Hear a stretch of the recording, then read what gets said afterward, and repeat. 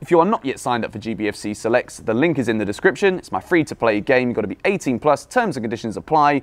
£1,000 to be won for answering 10 simple questions for the game against Real Madrid in the Champions League final this weekend. Yes, guys, welcome back to another video. Welcome to the George Benson Football Channel for a brand new Chelsea FC news video. You guys have seen that we are running YouTube ragged this week with videos. Yesterday, I got a little notification from YouTube saying they hadn't published things properly. There was an issue. So if you didn't see, I posted 2 videos yesterday. You should go and check them out. And I'm wearing my England shirt. And the reason for that is because over on GBFC 2, I've done a reaction to the provisional Gareth Southgate 33-man squad for the Euros, which is an interesting one. I've gone through the 7 players that I think will actually end up missing out on the 26-man squad. But today, we've got 3/4 stories to talk about today. I'd say one of them is kind of funny. The other one is kind of serious and a little bit exciting. The other one is great news. And then the 4th one, which we will leave to the end, is just funny, once again, in my personal opinion, and I'll go over why. The first story of the day, as I take a little sip of some delicious coffee that I've been made. It was, in fact, lovely.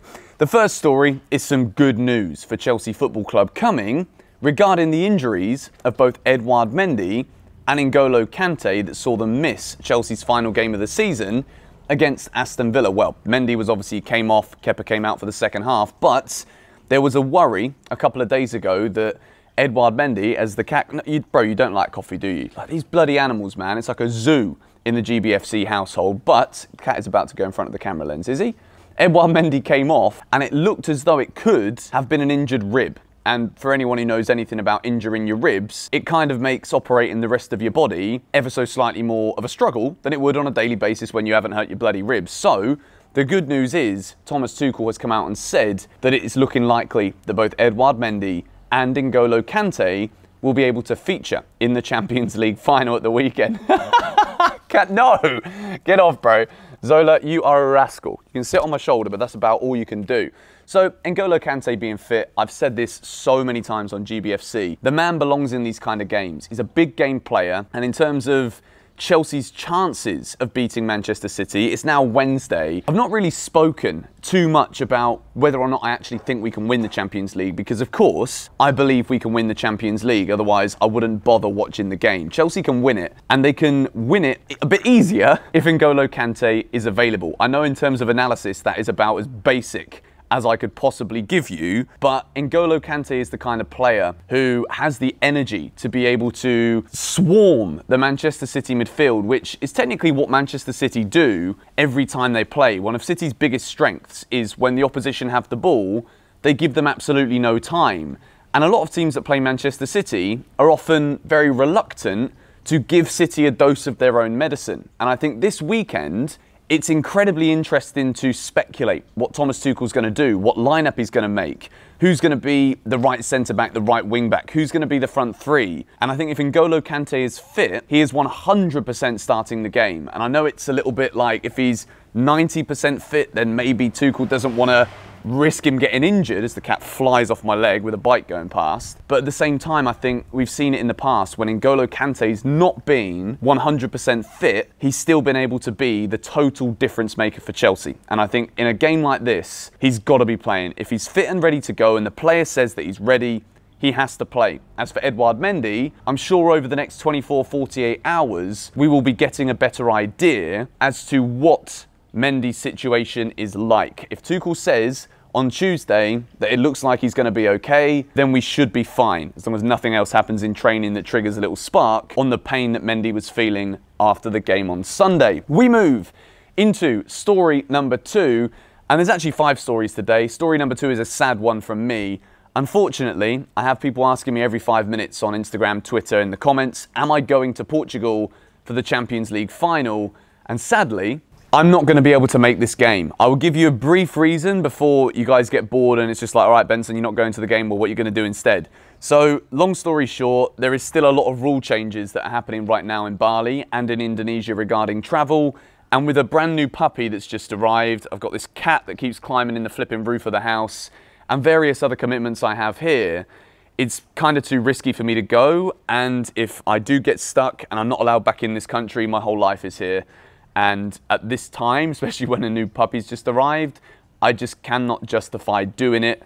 I'm gutted, obviously, because I'm a Chelsea fan. I've not been to a game in nearly a year and a half, and I was invited to this game. And to actually say no for life reasons that were something away from my work and football was one of the hardest decisions I've ever had to make. Not an exaggeration, it genuinely has been eating me up for the past few days, but yeah, I had to make this one. I know that you guys will be upset that there's no match vlog. I know I said I was going to try and go, but things are changing here all the time, and I just couldn't risk being stuck in Europe when my whole life is literally here on this island right now. So sadly I won't be at the game, but there will be content around the game. I'm going to be doing a vlog of the day here. We're going to have a crazy day on Saturday. I've got like 80 litres of beer arriving in my house and a load of friends coming over for the game, so we'll do something fun for that. And then obviously all of the reactionary content around the match will still be going out as normal, whether I was there or whether I was here. So that is the second bit of news.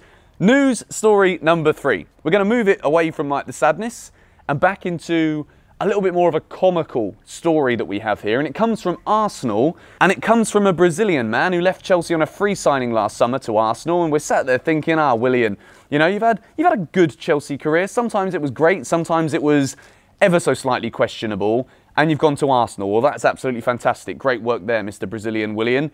But Willian is leaving Arsenal this summer, and according to Sky Sports and various other sources, his preferred destination to where he goes next is back to Chelsea. And I want to kind of address this on some kind of serious note, but I wasn't sure if it was serious at first, as the trees get in the way of my face. I do apologise for that. Eden Hazard coming back to Chelsea. If there are some people that don't want Eden Hazard to come back to Chelsea, for whatever reason it may be, club taking steps back, revisiting old players that aren't the same as they once were, then Willian, I don't know if you've read or seen any of these reactions, but I don't think you coming back to Chelsea is actually something that many, if any, Chelsea fans would want to see. And that isn't a totally disrespectful comment that we don't value the goals that you scored, the free kicks that you scored that made us go into raptures in the stands, and the important roles you played in certain seasons during your Chelsea career, because there were some great seasons, some not so great seasons. And overall output, I think the general consensus was that Willian underachieved as to what he could have done at Chelsea. But Willian coming back to Chelsea, leaving Arsenal, it's not going to happen one bit. It's being reported, it's being linked, and I had to address it today because people are asking me. But Willian back to Chelsea, pipe dream, mate. There's teams that want you in the MLS. I think maybe that could be the next move in your career. We move into story number 4 of the day, and it comes from Italy, and it is regarding who, in my opinion, is a world-class goalkeeper who's been playing for 8 years, and he's only 24 years of age. And of course, I'm talking about AC Milan goalkeeper Gianluigi Donnarumma, who was reported to be close to signing a new deal at AC Milan, but AC Milan have just gone out and bought a new goalkeeper. So with that being said, it looks progressively likely that with Donnarumma still not signing that contract extension, he's going to be available and leaving AC Milan this summer on a free transfer. Chelsea have been linked with Donnarumma. They've been one of the clubs who are supposedly interested in signing him for free. Now, the concern I have with this is I'm incredibly happy with Edouard Mendy as a goalkeeper. Chelsea also have the problem of trying to offload Kepa, which, according to Fabrizio Romano on the video we did here on GBFC, the likelihood is that Kepa would go on a season or 2-season loan deal with an option to buy if Kepa does in fact fulfil the potential that Chelsea saw in him to invest £70+ million.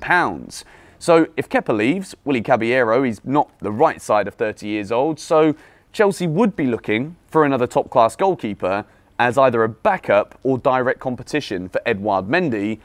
And Donnarumma, in my mind, is a world-class goalkeeper who would not only give serious competition to Mendy, but if he was to break into the team and do well, then he'd also be a very suitable number 1 for Chelsea. There's obviously still a long way to go in this one, but with Italy competing in Euro 2020 in about 2 or 3 weeks' time, I think Donnarumma's future would need to be resolved in the next 2 weeks. Whether he signs that new AC Milan deal or goes somewhere else, Chelsea are one of the reported destinations. Let me know in the comments down below what you think of Chelsea signing Gianluigi Donnarumma. Do you think Mendy's a better goalkeeper? Do you think he'd come in and take the number 1 spot from Edouard Mendy? In my opinion, I think Mendy, based off of what he's done this season, the leadership qualities he's shown, deserves to at least begin next season as Chelsea's number 1. So if Donnarumma comes in, expecting to just rip that shirt off of Mendy's back week in, week out, I think he might have another thing coming. But that being said, he's a phenomenal goalkeeper, 24 years old, massive experience already, and on a free sign-in, you cannot turn your nose up at that kind of opportunity. The final story of the day is a comical one, as I had a sad one in the middle. We got to end on a funny one. A man who's been linked with Chelsea pretty much every transfer window for the past 3 years is ready to leave Crystal Palace. Finally, Wilfried Zaha. Guess where he's going to go? He's going to go to the Conference League. He's going to Spurs, which I just find that absolutely redonkulous, to be honest. He's washed up at Crystal Palace, didn't have the best season. Eze comes in, takes over the reins at Palace, and now Tottenham want to sign him. He's a decent Conference League player, Wilfried Zaha. Still a quality player on his day, but just find it funny that Chelsea are linked with Spurs' best player, and Spurs are linked with a player that Chelsea kind of wanted, but got better options for the past 3 years. Just thought it was funny. Anyway, going to wrap up this video here. As I said at the beginning, subscribe to GBFC if you're new. You don't want to miss any content this week. Biggest week of the channel's history and in recent Chelsea history as well. Check out GBFC 2, link down below. And if you are not yet signed up for GBFC Selects, the link is in the description. It's my free-to-play game. You've got to be 18 plus. Terms and conditions apply. £1,000 to be won for answering 10 simple questions for the game against Real Madrid in the Champions League final this weekend. Make sure you're involved in that one. Hit the like button if you enjoyed this video. Let me know your thoughts on all of the topics in the comments below, and I will catch you guys later. Come on, you Blues.